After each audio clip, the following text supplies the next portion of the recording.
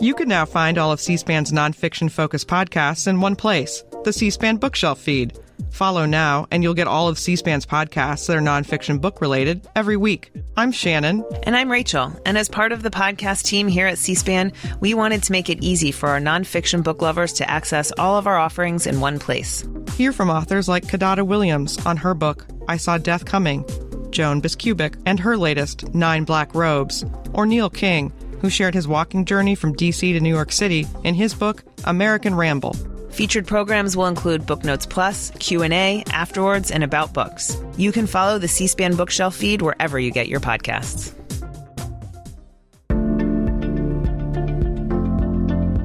This is C-SPAN's Afterwards podcast. This week, business journalist Jason Del Rey discusses his book, Winner Sells All, Amazon, Walmart, and the Battle for Our Wallets. He looks at the rise of Amazon and Walmart and their economic impact on the U.S. and the world. He's interviewed by Insider Chief Tech Correspondent Eugene Kim. Welcome to Book TV, and congratulations on your new book. It's titled Winner Sells All. I've been a big fan of your work for many years, and it's great to see all your great reporting put together in one book. So congratulations. Thanks so much, Eugene, and I think you know as well. Big fan of your work over the years.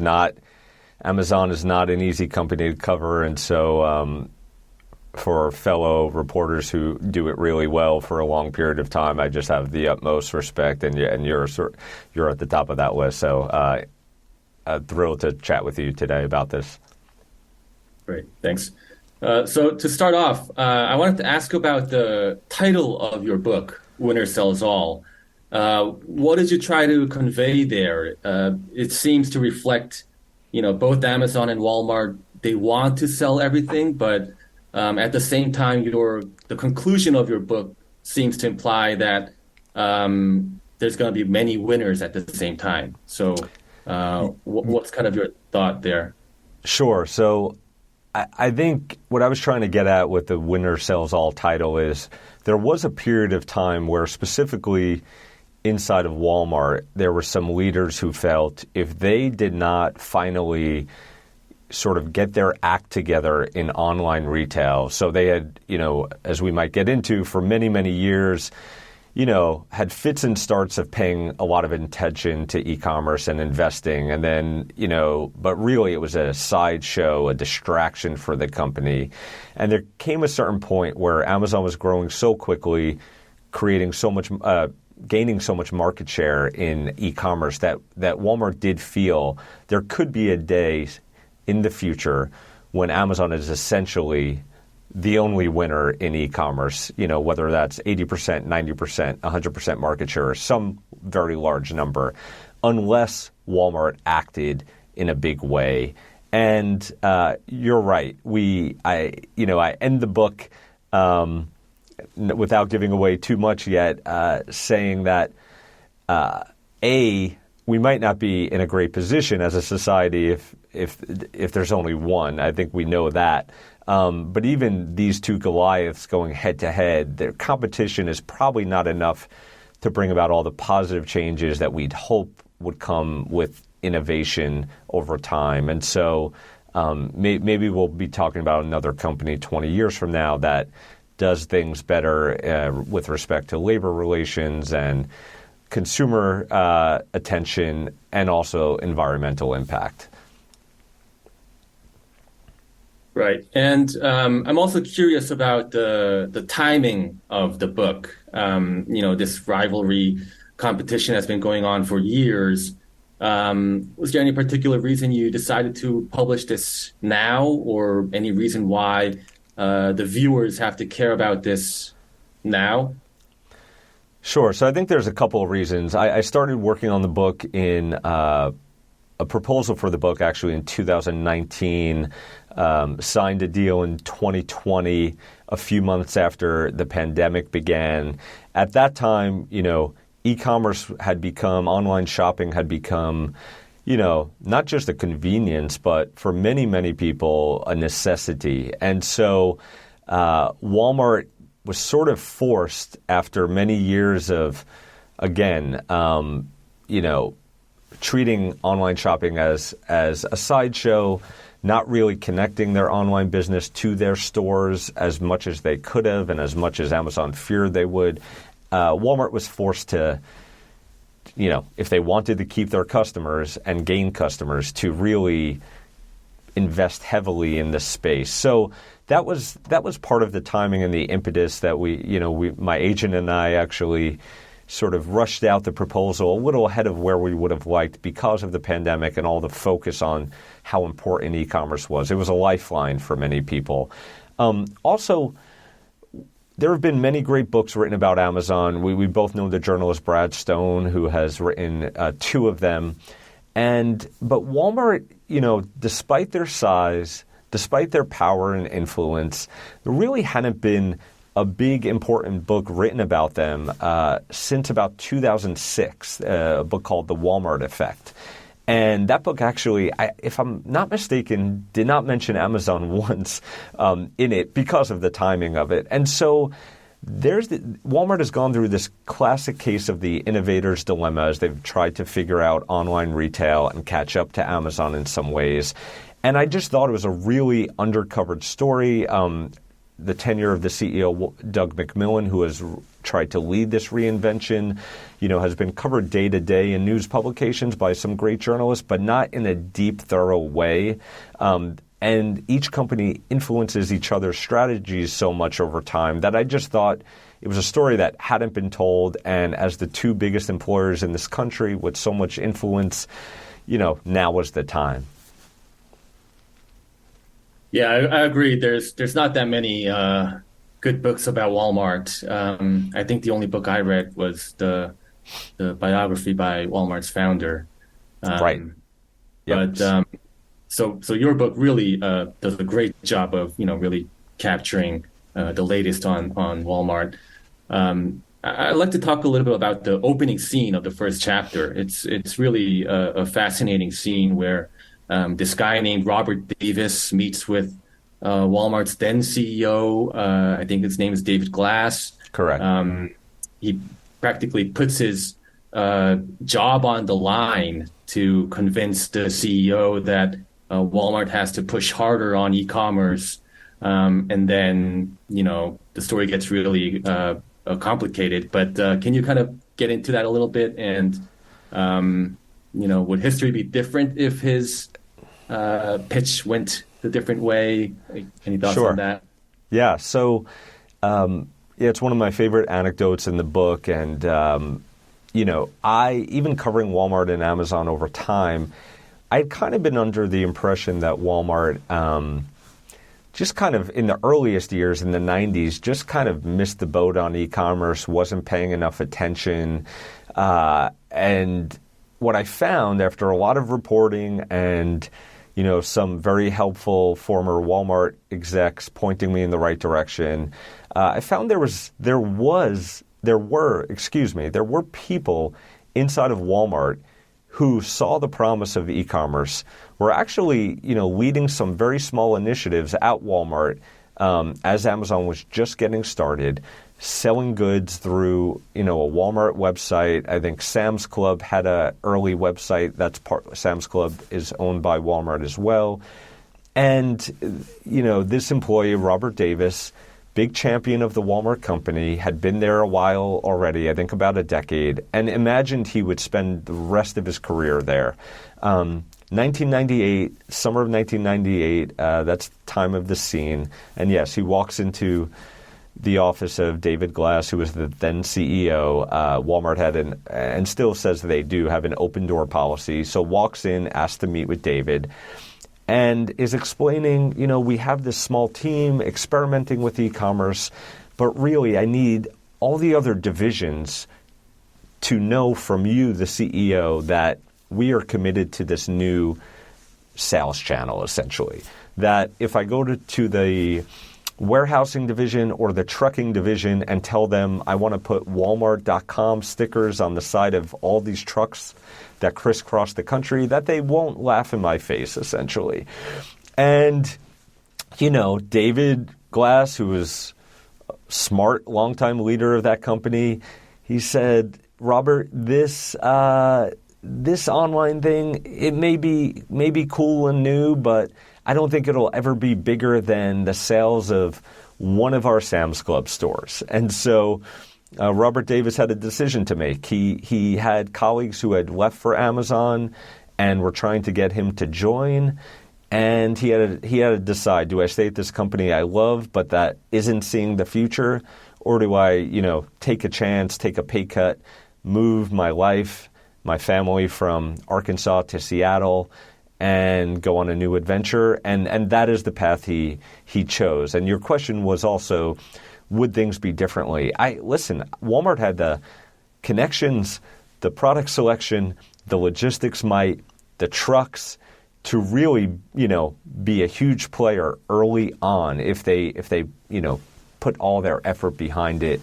And I think it's possible Amazon, yes, may not be as big or even be around potentially if they had put a big commitment behind this in the 90s. I mean, Amazon was tiny at the time, maybe 100 or 150 million in revenue, which, yes, is a big number, but the company's worth 1.28 trillion today, so nothing back then. And Walmart was selling, I think $1 billion a year through the supercenters. So huge moment in time, and a story that up till now I believe was not told about this important part of business history. Yeah, and was there a moment when I guess Walmart started to take Amazon more seriously? A lot had happened, the rise of the internet, mobile, and e-commerce. But was there kind of a catalyst that changed the perception over Walmart versus Amazon? Yeah, sure. So two come to mind. So a few years after Robert Davis leaves Walmart, a young executive at Walmart who had actually married into the Walton family, married a granddaughter of Sam Walton. He convinced the company that they should start a dedicated online unit. At first, partnership with a venture capital firm. That didn't go very well. And then as part of Walmart proper, he sort of, he saw what was coming a bit. He would go on to become Walmart's chairman.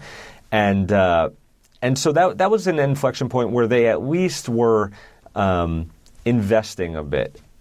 But really, you fast forward until the early 2010s, Doug McMillon becomes CEO, Walmart lifer, but a younger leader in 2014. And he and his leadership team decide we just need something to speed up our metabolism. Amazon Prime is a wrecking ball. We are losing. They knew by that point they were losing the best Walmart online customers to Amazon Prime. And they end up deciding that the best way forward is to make the biggest e-commerce acquisition at the time of $3.3 billion to buy really a pretty unsustainable young startup at the time called Jet.com. But in turn, they were buying a leadership team led by an entrepreneur named Mark Lowry, who, for people who follow the space might know, previously started a company called Diapers.com. Parent company's name was Quidsy, sold it to Amazon, although Walmart really tried to buy that company as well. Mark spent a few years at Amazon before starting Jet.com and then becoming part of the Walmart family through that giant acquisition back in 2016. Yeah, we should probably get into Mark Lowry and the whole Jet acquisition. But before that, I also wanted to ask, the kind of ironic part reading your book was that Walmart was always kind of an early adopter, right? They kind of invested in new logistics and made early investments in technology early on in the founding years. But then for some reason, they didn't embrace e-commerce for a long time. And I'm just curious why was that? Was it just fear of cannibalizing their own physical store business, or were there other factors in play? Yeah, I think there were a few big reasons. One was, Walmart built on low prices, low wages for employees, but also, they've always run their operations as profitable operations. And, there was this thing where they did not want to have different prices in stores from online. But when you're shipping goods because of e-commerce, you have to pay, obviously, you have to pay for people to pack those boxes and then the shipping fees, right? And so e-commerce, especially in the early days, really unprofitable operation. And a company whose DNA is all about not wasting a cent and making sure you make profits, and then Wall Street expecting profits, not to mention dividends, those two things were hard to reconcile. And so they did not want to lose money, but on the other side, they were facing a company in Amazon who was telling Wall Street, don't expect profits for a long time. We're going to gain market share, and eventually we'll have tons of free cash flow as we gain market share. But we're in this for the long term. And so that was a big sort of DNA, problem, culture clash, sort of what some would call a classic innovator's dilemma. And that was, so even, I talked to a lot of leaders of the Walmart online unit over time, and they said, even at different points, they'd have a reporting structure where they reported into two different leaders. One would be saying, grow, grow, grow, in sort of the Amazon way, and the other would say, make sure we hit profits. Just one last thing on this topic. One of these leaders I quote in my book, he said that, there were a couple years where in the early 2000s where Walmart online was finally growing, pretty quickly at about a 50% clip year over year. And that was not really celebrated. But when the business unit got close to profitability, that is what leaders celebrated. And he called it a mistake because he said, Amazon at that time is investing billions a year into their e-commerce core business, and we're investing maybe a couple $100 million. And so looking back, some of these leaders just felt like, it was really hard at that time for them, but also that maybe they didn't paint Amazon as much of the existential threat as they should have. But it was hard to see for some of these Walmart leaders that looking at their size of their business and then seeing, a much smaller company, innovating in a new way. Yeah, and I think the cultural issues you get into in your book, that's also played a really big role. I guess some of the executives had different incentives. Greg Foran, the U.S. Walmart CEO, had some, he didn't get along with Marc Lore, basically. Yeah, I mean, one of the biggest takeaways for me, sort of business takeaways, and it may sound obvious, but it's, something along the lines of incentives really matter. And when you have different divisions of a big company with incentives that don't align for your leaders, like, you're going to have big problems. And so as you alluded to, Marc Lore comes into Walmart with his leadership team from Jet.com, all these tech e-commerce guys and gals in the late 2010s. And their incentives, their bonus structures are really all about growth, sales growth, not judged on profitability at all when it comes to bonuses. You have a guy named Greg Foran, who longtime retail leader in Australia and then for Walmart in China, and then in the U.S. running the massive store network. And a big part of his bonus structure and his leadership teams has to do with profits. And so Marc Lore and their team's numbers roll into Greg Foran's numbers. And so the losses in e-commerce affect Greg and his team's bonuses. And it was a big problem.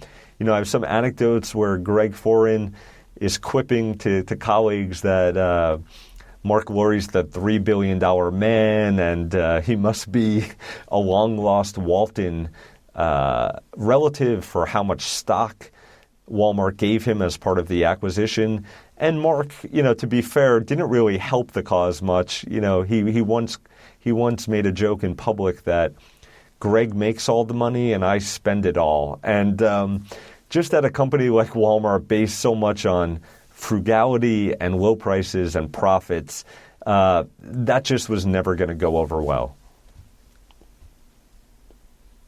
So we should probably talk a little bit more about Mark Lurie. He plays a central role in your book, and in the scheme of the Walmart's whole history.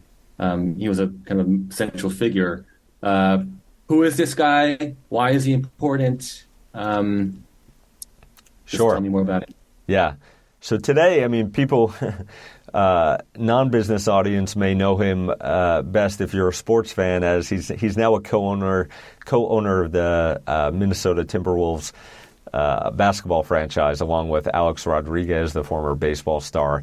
But I'll back up. So Mark Lurie is a guy originally from Staten Island, New York, moved to New Jersey as a child, and is sort of an entrepreneur's entrepreneur, always coming up with new ideas. He and an old friend once had in their early days, a baseball card company that they sold to Topps, the baseball card company. And then he and a friend then go on to start a company called Quidsy, which was a portfolio of websites, but really the main one was Diapers.com. And Diapers.com really was fascinating and attracted loyal audiences, especially in New York and San Francisco, because for busy parents that were starting to become digitally savvy, they were putting diapers on your doorstep in a day or two. The customer service was incredible. And, they were really challenging Amazon and Walmart in this space. So he sort of first comes on the business scene in a big way with that company, and then the acquisition, the sale to Amazon. I have an anecdote in my book about the last few days before Amazon agrees to really purchase that company, and he and his co-founder tell the Amazon leaders over dinner, there's some alcoholic drinks being consumed, that Walmart came in at the last minute and offered them $100 million more. And I describe how you would think for someone on the precipice of a huge fortune that, of course, you take the extra $100 million. But he and his co-founder, the Amazon executives, sort of flip out on him at this dinner table in New York City. They threaten to cut the prices of diapers even more. And essentially, he and his co-founder end up sticking with Amazon. They say now, largely out of fear of what might happen if the Walmart deal falls through and they don't have Amazon buying them either. So he becomes known for that reason. And then, like I said, either in his final days at Amazon or right after he leaves Amazon, still unclear, starts this new idea of a company called Jet.com. Again, another online shopping site. But was trying to do things slightly different way, give savings to customers for taking actions that would make shipments more affordable for the company. So you order more goods, Jet.com would give you a discount because they could hopefully have all those goods come out of the same warehouse, have the warehouse be close to your home, and the shipment would be cheaper for them, and so they pass on savings. They had a variety of different mechanisms to try to help you save money. It was really complicated, though. Mark and his team spent tons of venture capital money advertising Jet.com on TV, on buses, subways, trying to just get people to try the service and then stick with it. And they're starting to run out of money. But they find Walmart and a connection with Walmart's CEO, an introduction, and Walmart's pretty desperate at that time as well.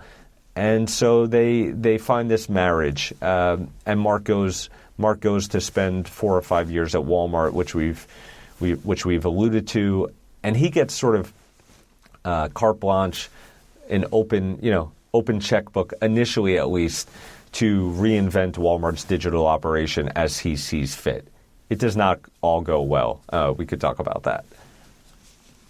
Yeah. I'd love to. I think Mark was a bit of a polarizing figure as well. Like, I think you say he was a great salesperson, a great visionary, but a terrible operator, and repeatedly failed to hit internal goals. Obviously, he had his clashes with Walmart's old guards. I mean, was he the right answer for Walmart? Looking back, what's kind of your thoughts? Yeah, that's a great question, and I'll give the answer I sort of give in the book when, I know people in this space initially want to know, like, was Walmart's decision to acquire Jet and really acquire Mark and his team a successful one or a good one or not?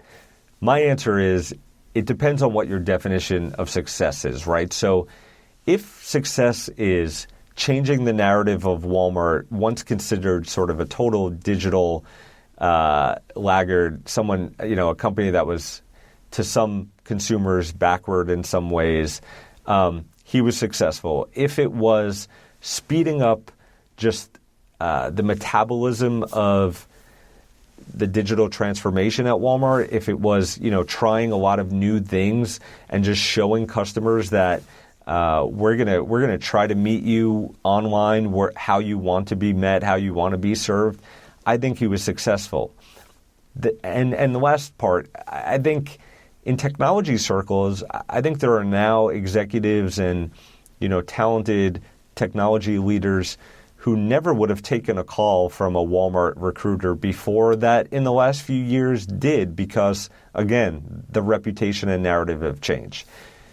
The flip side of this is you look at some of his strategies and tactics. There was an acquisition spree of young clothing brands that were sort of digital savvy, digital native, as they'd call it in the industry. Like, that failed massively. If you look at, some other things he wanted to try to accomplish but ended up not being able to because he had lost, the leadership had lost some faith in his decision-making, failure there as well. So it's impossible to say, could they have gotten to where they are today at Walmart, which is a pretty good spot, compared to a decade ago, in terms of online commerce. Could they have gotten there without him, without spending $3.3 billion? I don't know what the answer is. I do know they are in a better spot today than they were when he joined the company. And so I think he and his team need to get some credit for that. And speaking of the buying spree that Marc Lore led, maybe can you explain why they did that, or how did it turn out? I think they bought Bonobos and some other smaller e-commerce companies. But Sure. Yeah, so, he and his team were trying to figure out how are we going to differentiate ourselves from Amazon, at least when it comes to online shopping. Amazon has pretty low prices a lot of the time. They have the Prime service, which, depending on where you live in the U.S. or in this world, could be anywhere from 2-day delivery to same-day delivery, so pretty convenient. And then Amazon, in their pursuit of the everything store, essentially, they sign up hundreds of thousands of small businesses to sell goods so that their selection, their product catalog is just, unmatched. And so all those areas would be tough to beat Amazon on. So what they decided to do was, well, let's go buy a bunch of sort of younger, hip clothing brands that don't sell on Amazon, and maybe we could start to attract some younger customers from different demographics than Walmart's core customer. because we'll have these goods that they can't find at Amazon. And so, yes, they acquired a company called Bonobos, which was a menswear brand out of New York City, mostly sold online. They did have some showrooms where you could try stuff on, but really an online business. And they bring in this leader named Andy Dunn, charismatic founder, really good at, like Mark, at storytelling and cheerleading and vision setting. And his goal was, let's acquire a bunch more brands and build this family of brands that sort of make us seem younger and hipper in some ways, but also keep these customers that love these brands from shopping at Amazon. It didn't get very far. And Bonobos does get acquired over $300 million, which is, for any company, a sizable deal.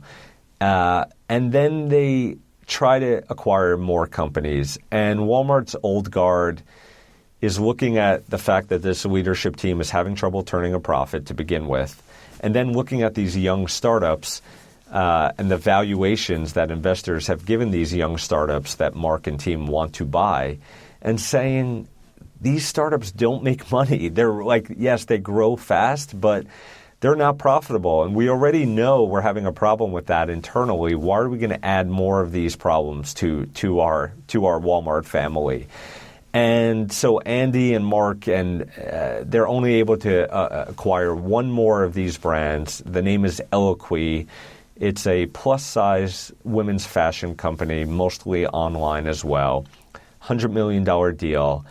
And that deal is finalized. The company joins Walmart, and they realize, oops, we thought this company's financials looked like this, but actually they've been deteriorating in the months before the deal.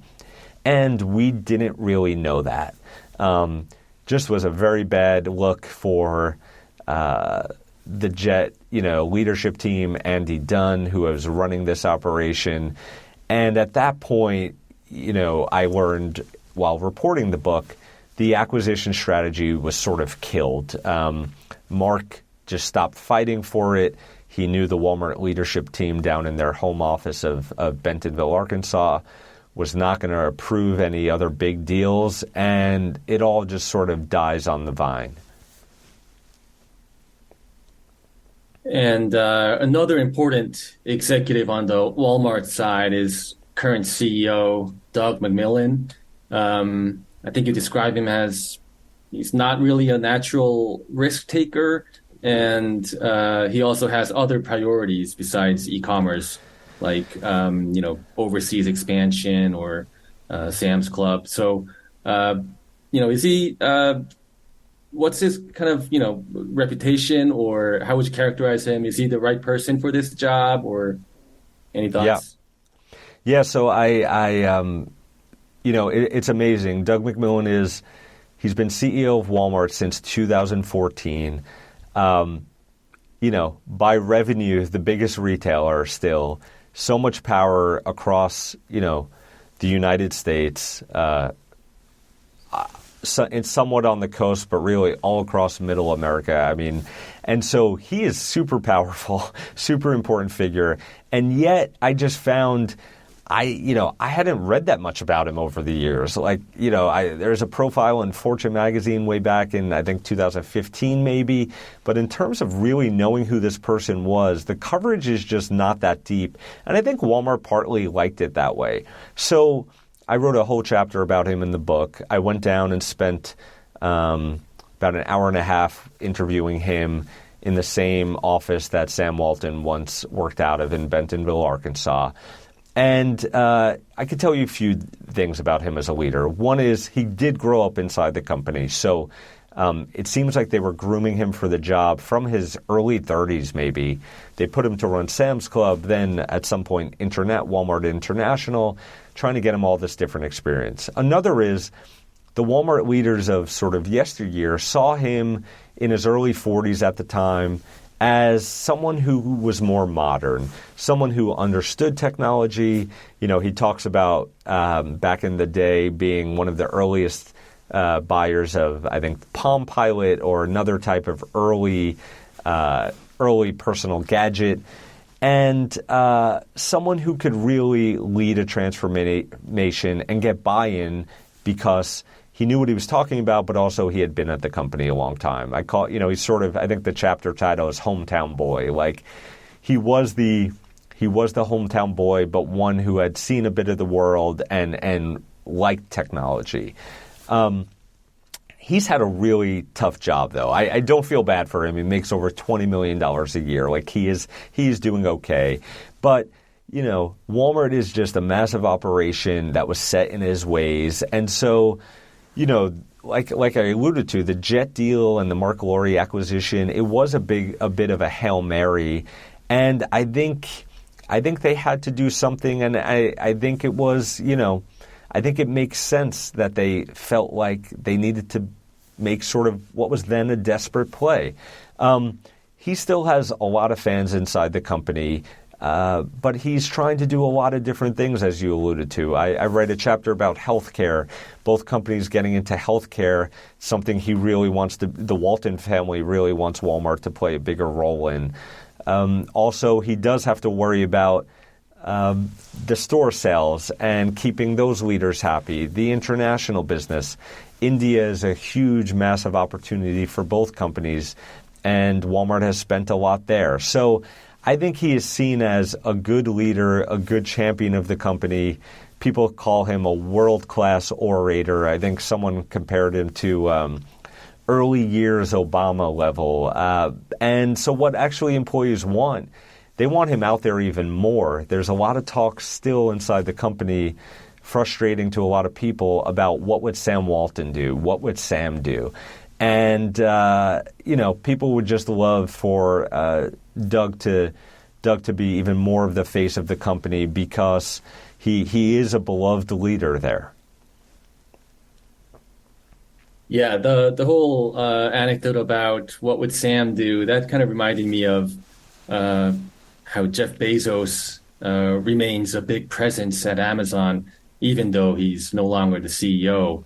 And maybe we could talk a little bit about the similar values or cultural overlap that Amazon and Walmart has. They kind of share, frugality, customer obsession. And it seems like they're, chasing each other, but they also have this kind of love-hate relationship where they respect each other.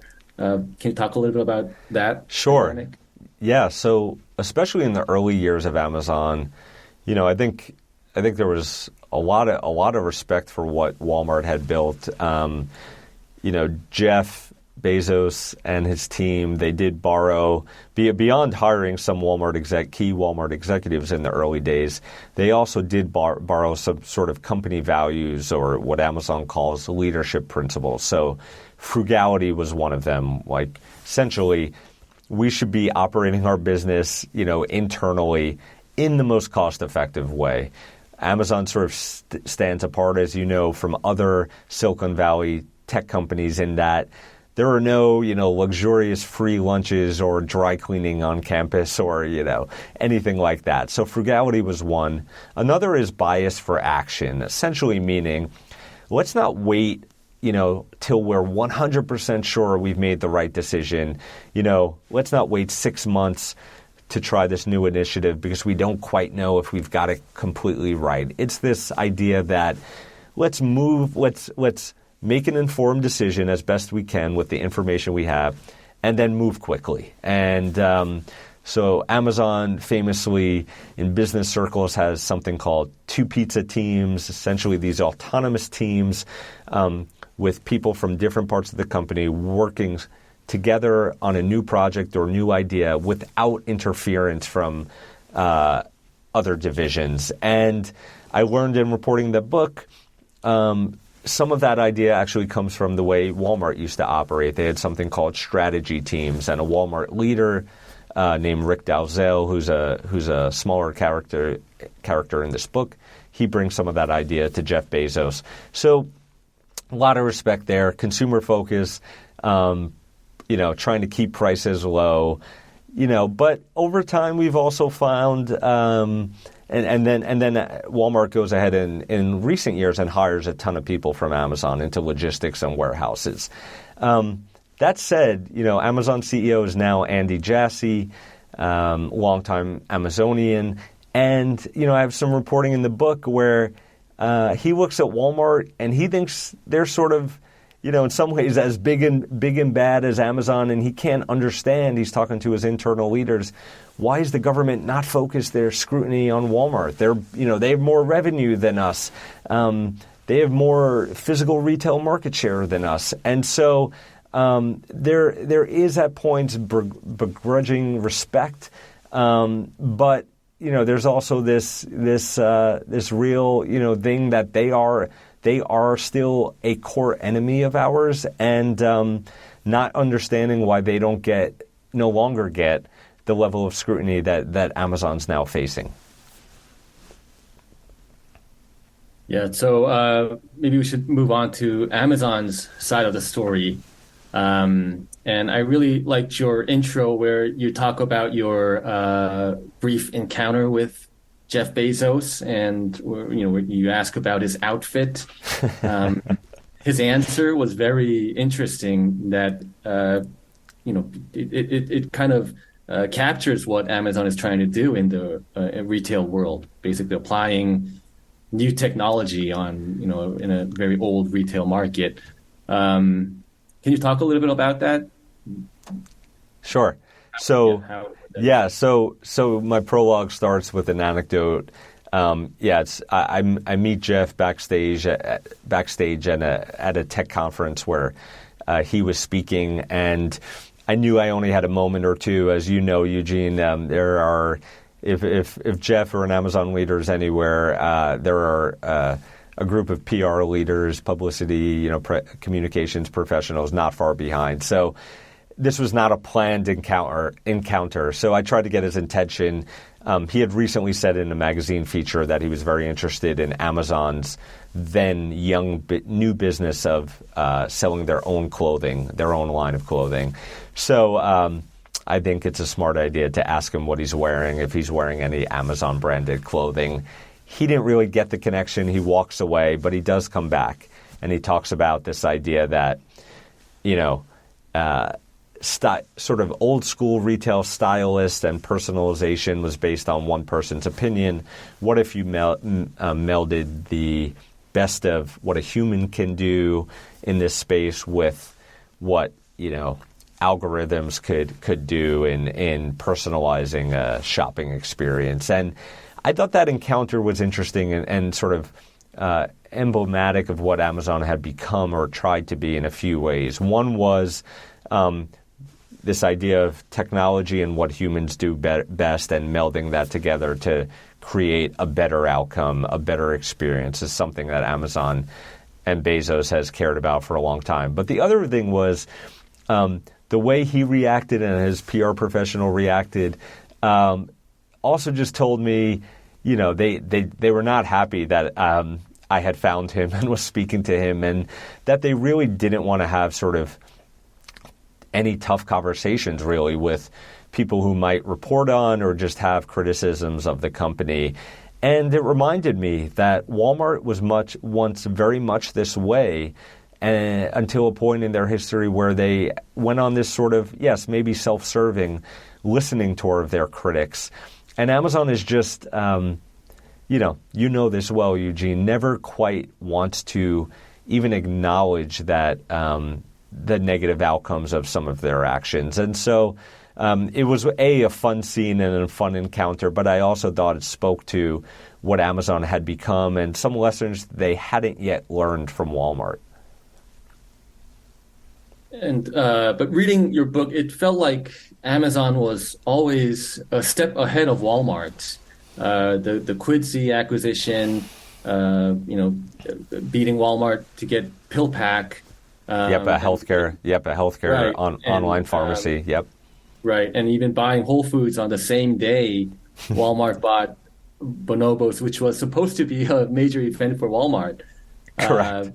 So, what's going on here? Is there something that Walmart is completely missing, or Is Amazon just better because it's an upstart? What's Yeah. your thought? I think there's a couple of things. I think part of it is Walmart, failed for so long in online shopping that Amazon just got this massive lead, and so it's hard to claw your way back. Yeah, the Whole Foods deal being announced on the same day as Bonobos.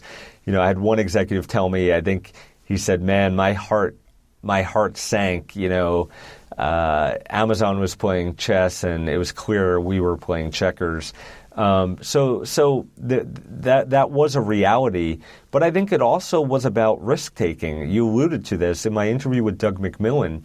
He admitted, he said, naturally, I'm not a risk taker. I think he said something like, I don't bungee jump, I don't gamble, I don't take risks, but I know, if this company is going to be around 20 years from now, 30 years from now, we do need to take risks. And so in recent years, they've started taking some more risks. But again, it's this is all, I think this is all part of the innovator's dilemma. They had something that worked. They were very, very good at. They were rewarded for handsomely by Wall Street. And they fell really far behind. Now, if we go to more present day, if you'd like, we could talk about where Amazon is now facing some challenges as well in areas where Walmart sort of has their key strengths. Yeah. I think that's the next question I had. Physical stores or grocery, healthcare. Amazon wants to get in, but there's a lot of question marks. And Walmart, maybe they have the advantage. How do you see this all playing out? Yeah, so I thought, first, just Amazon acquisition of Whole Foods. At the time, I don't know how you saw it. I saw it as sort of a Amazon, once in there, very rarely will sort of wave a white flag and say, we've failed and we need help. And Amazon had been dabbling with a grocery delivery service for years, known as Amazon Fresh. And they couldn't figure out sort of how to make it sustainable, when it came to the financials. And so they go out, they buy Whole Foods, they spend almost $14 billion. Of course, their stock goes up so much on the day that the deal essentially felt like a free deal for them because they were worth that much more as a result of the deal. But the Whole Foods acquisition, I don't think has gone as well as they would have hoped. All sorts of problems, from actual grocery problems, which were keeping groceries fresh and in stock. I think they approached physical retail with some level of arrogance that they're the smartest guys and gals in the room, and they could figure this out. And so, one hand, you have Whole Foods. Then, as some people may realize, they expanded into their own bookstores.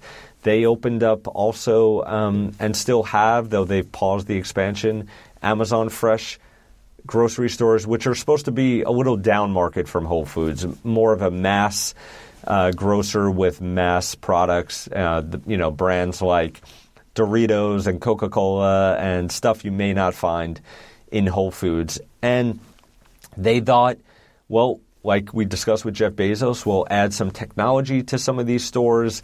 Maybe you just are able to walk out because your shopping cart actually scans the products. You don't have to wait online. And maybe that'll be enough differentiation. I think they found, though, the hard way, physical retail is largely about what the core experience is for customers. And are the prices good? Is the produce fresh? And they've sort of failed in a lot of ways in this space. And I think they'll keep at it, but they're not quite sure what their differentiation is. And, it's been just a big area of failure to date. Yeah, and, Amazon is dealing with its own set of issues with the leadership change, growth slowing down.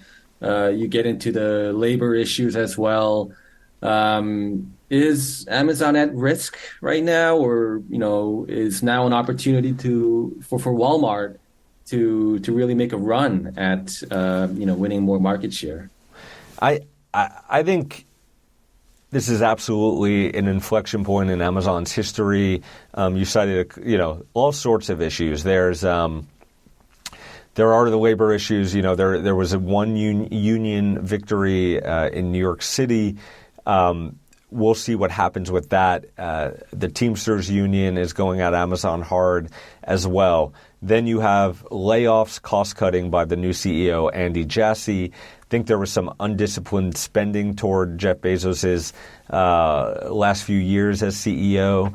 And so trying to rein some of that in. The layoffs were communicated internally in just an awful way. It was kind of a disaster. I had longtime Amazonians, as they call themselves, who loved the company say, I'm going to leave the company because of how poorly this was handled. And then you have the physical, slowing growth online, but also all the problems with their physical retail strategy. I think it's been a huge opening for Walmart. I think they're starting to take advantage, but really, this is the first time in, since, in 20 years probably, that they have a real good chance to steal a large percentage or some meaningful percentage of Amazon customers. But it's still early on in sort of this period, this new period for Amazon. And so we'll see if Walmart can execute well enough to do that. Yeah. And we should talk about Walmart Plus a little bit, since that seems to be their kind of big new tool they want to use to win more market share from Amazon. You broke a lot of news about this new membership program from Walmart. Is it doing well? Is it the right strategy? Yeah. You get into how, the behind the scenes thinking at Walmart about this, but can you share a little bit more? Sure. So Walmart leaders won't say this, but former executives will. I think Amazon Prime was stealing away so many of their best online customers that they eventually felt, some leaders have been against a membership program because how can you essentially they're all about the everyday low price, and if you start giving different customers a different experience or different discounts, maybe that goes away from that core philosophy. But they eventually realized we need to come up with our own essentially membership or loyalty program. And they talked about it for a few years. They were slow to finally launch it, but finally in 2020 they come out with this thing called Walmart Plus. At its core, they are trying to focus on the fact that you can get same day or next day delivery of groceries. Groceries is a space they keep prices really low, and they've been in for a long time. So see that as differentiation. But then, they think, well, there's a lot of other things you could do at Walmart that maybe we could build into the perks. So discounts at Walmart gas stations or pharmacy discounts. We know Walmart's big in the pharmacy space. So I think the idea was a good one. I think they came along very, very late. And so it's been, some of them feel that they have to steal Prime customers. But as we can talk about, for good and bad reasons, Amazon really keeps their Prime customers locked in. And so how's it doing? I think it's doing okay. There were some numbers early on, that show them having, I think, in single-digit million customers or members. And so when I hear the CEO, as he did in an interview with me, try not to have me focus on Walmart Plus and how important it is. He was saying, it's just one thing we're doing. I think that they still have a lot of room there for improvement, but it's something I think they'll stay committed to because they feel like they have no other choice if they want to cut into Amazon Prime's hold on people. Got it. So before we run out of time, I want to ask you one last question. What's the verdict? Who won or who's going to win? Or as you wrote in your last chapter, are we going to end up with multiple winners? Yeah. So, if you had asked me 5-6 years ago, I thought for sure that Amazon was really going to run away with e-commerce, and then eventually, as e-commerce became more important, like run away with everything essentially. And I did believe there was a world where, for a lot of commodity products that you can find in a lot of places, that Amazon would be it. I think Walmart's done enough to sort of keep their ground now, and I don't see Amazon running away with it anymore. That said, there are other factors at play. FTC just filed a lawsuit against Amazon related to Amazon Prime, large part due to some of your reporting, Eugene, as you know. And so there's the labor strife, there's the cost cutting. Both companies are at sort of this key inflection point where Walmart can start catching up in a big way. But I don't see, as of now, one winner. And maybe my hope just for society, for labor in this country, for consumers in this country, is that we will continue to see new companies pop up that can challenge these two companies, force them to do better in a lot of ways. And maybe, Eugene, you and I are talking 20 years from now, and we're talking about a new company that doesn't even exist today. And that might be not the worst thing in the world. All right. Well, I guess that's all the questions I have. So thanks again, Jason, for taking your time. And look forward to reading more of your work. Thanks so much, Eugene. Same here. Thanks for listening to this week's Afterwards podcast. If you enjoyed this podcast, listen to C-SPAN's podcast about books. Learn about the latest nonfiction books and best-selling authors. In each episode, we report on bestsellers lists and book reviews from around the country. You'll also hear authors talking about their latest books and insider interviews with nonfiction book publishing industry experts.